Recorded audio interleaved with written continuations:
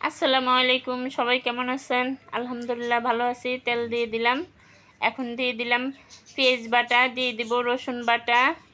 এখানে আদা জিরা রসুন সব কিছু বাটা আছে। দিয়ে দিলাম মশলাটা। তারপর দিয়ে দিব স্বাদ মতো লবণ। এখন ভালো করে মশলাটা সিদ্ধ করব।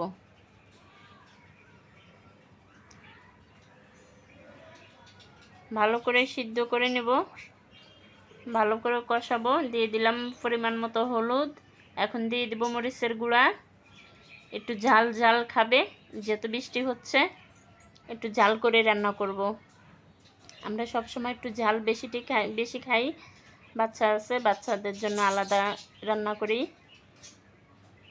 ঠান্ডার দিনে একটু ঝাল খেলে ভালো লাগে। এখন দিয়ে দিব গোশটাকে ভালো করে কষাবো। কষানো হয়ে গেলে এই যে দেখেন কিভাবে কষাইতেছি। রান্নার ভিডিওটা অবশ্যই দেখে যাবেন সবাই। আশা করি সবার ভালো লাগবে। এখন আমি ঢেকে দেব, সিদ্ধ হওয়ার জন্য ঢেকে দেব। সব তরকারি আমি আসলে ঢাকনা দিয়ে ঢেকে দিই। এখন ঢাকনা সরিয়ে ফেলছে, এই যে দেখুন কালারটা কতটা সুন্দর। এখন দিয়ে দেব ঝোল।